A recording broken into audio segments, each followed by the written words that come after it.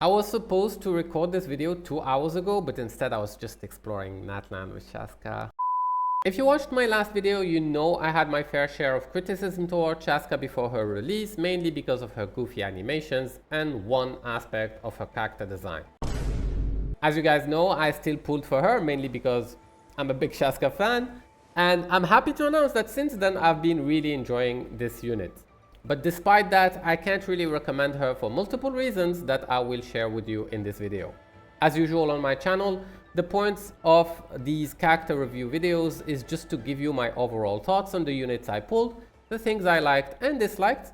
So it's highly subjective and nowhere near being a proper guide for the character. If you need infos regarding how to build her and how to play her, I will leave links in the description. But before sharing my experience with Chasca, it's important to note that I played her on my main account that doesn't have all the characters and the weapons.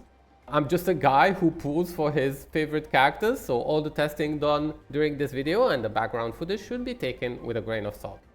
Regarding my Chasca build, I ran her with an Aqua Simulacra. She is double crowned and she is C0.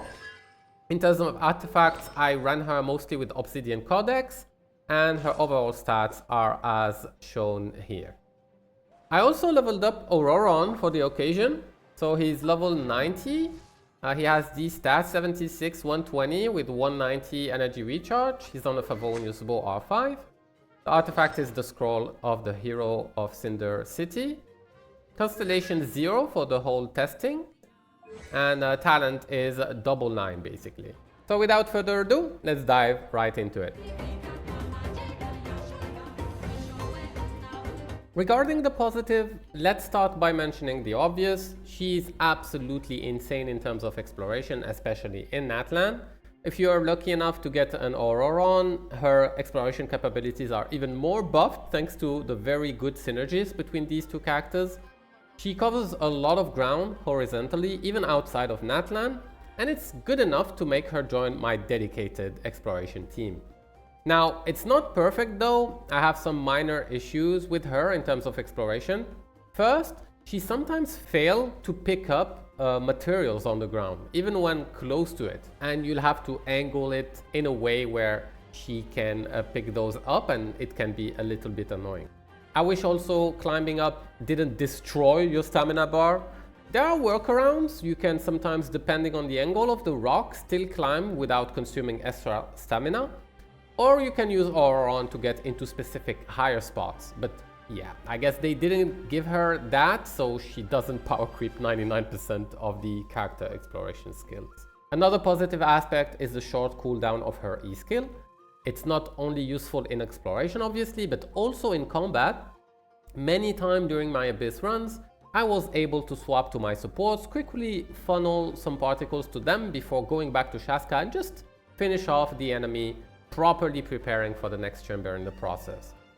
Since we are talking about Spiral Abyss, during my testings, she had overall very good clear times compared to my other DPS, but you have to note that the Abyss Blessing is insane for her, and the enemy lineup isn't the most annoying. Note that the Tulpa might require you to get a shield because he can one-shot you when you are in Bennett's circle. If you want to get the most out of Chasca, you'll have to play her with Furina and Bennett, which will bring some issues that I will talk about later, but also good things. For the people who didn't farm the Natlan set, for example, or don't have good enough pieces, she can equip Maréchaussée if you team her with Furina, and that set also allows you more flexibility in terms of rotations, because you can use your burst at the beginning if you need to, or if you want to, and get the particles to recharge your ult throughout your rotation. Remember that with Codex, you have to use the E first, otherwise you'll be missing on 40% crit rate. Now, Codex is slightly better than Maréchaussée, and having Chasca use that set is a good thing because it's the new resin-efficient domain that came with Natlan, so farming for it will also provide you valuable pieces for the future Natlan characters. Lastly, what I really liked with Chasca was that you can experiment with her. Even if it's not the most meta or performant way to play her, you can still slap relatively unsynergistic units with her, and she is still going to be functional and perform good enough to clear most of the content. She's a one-woman army that doesn't fear enemies like slimes, for example. In this footage, the enemy was immune to animal, but it didn't really matter. It's a huge quality of life in a lot of content because you don't have to swap off your character and you can just rely on the elements in your party to let Chasca do her thing. The first thing that bothered me with Chasca was the fact that you are locked in your E skill. So during the fight, if you need to swap to another character, you'll either have to finish your combo with her or double tap her E so she gets out of her gun, and it has a relatively long animation. I don't think there's any other character that is locked like this in their skill except for Wanderer, a character that I don't own. So let's say you're about to get hit, for example, you can just swap to your high HP character and tank the hit. Of course, if you have another Natlan character, you can swap to them, but this doesn't work outside of Natlan and in content like Spiral Abyss, so I'm not gonna address that in here. The other thing that was pretty clear to me was that she has no skill expression and is also extremely boring to play. You literally hold mouse 1 and just wait, and that's it. It's not the most engaging gameplay, making it even more boring than Neuvillette for me, which is an achievement by itself. She is also extremely single target focused, and any kind of AoE content starts to feel like a nightmare for her. Something that I thought was going to be more annoying to me, but ended up being okay, was the lack of consistency of this unit. Because of her kit and the way the bullets are randomized, you can't control the reactions you're proccing. So this might troll you in certain setups, or make her DPS vary from run to run.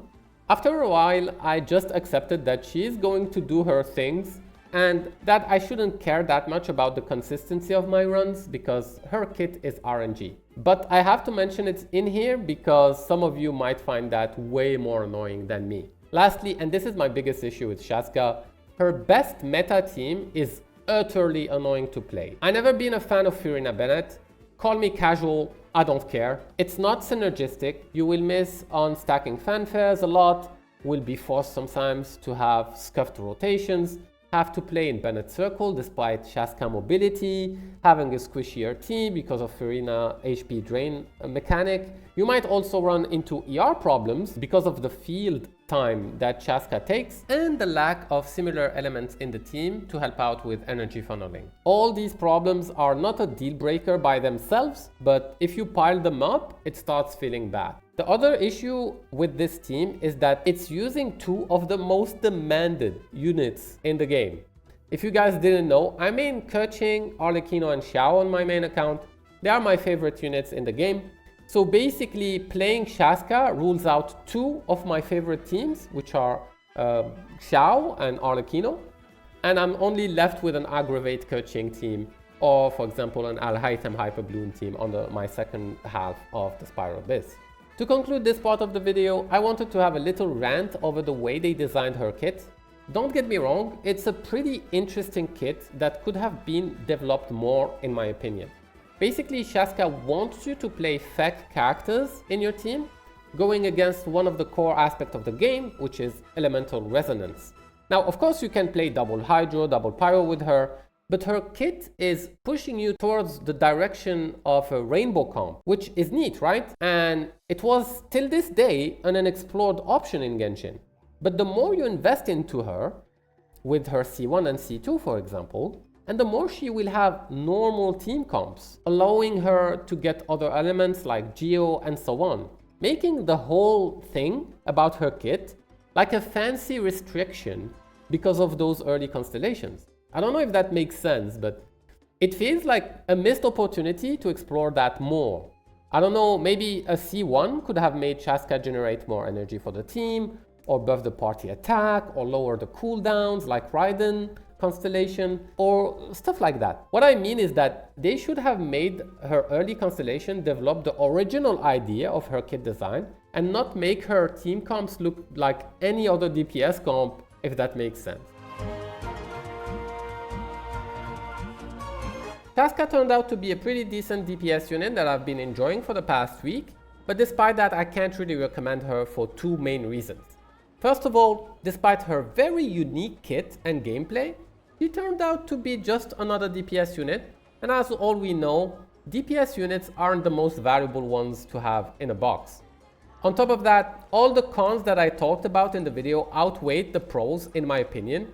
So unless you really value the exploration aspect a lot or are a huge Chasca fan like me, I don't think getting her, at least right now, would provide a huge value to your account. But more important is the fact that Hoyoverse announced 3 new characters for the next patch, one of them being the Pyro Archon Mavuka. And as you guys know, Archons tend to be very valuable units in this game, so I can't possibly be telling you to go for a DPS when an Archon is right around the corner. Now bear in mind that during my testing, cryo units felt very useful to Chasca because she can do melts and vapes, so having Citlali, which is a confirmed cryo character, might buff Chasca a lot. I don't know yet obviously because I don't look into leaks, but several times during my playtesting I thought to myself that having a cryo or a pyro Natlanian that can hold the scroll set could be huge for her. Also, if Mavuka could free her from Bennett's Circle, that could be insane, but that's just me speculating at this point. And that's it for me. Thanks for watching. If you enjoyed this video, feel free to leave a like and sub to the channel. I'll be seeing you in the next one. Bye!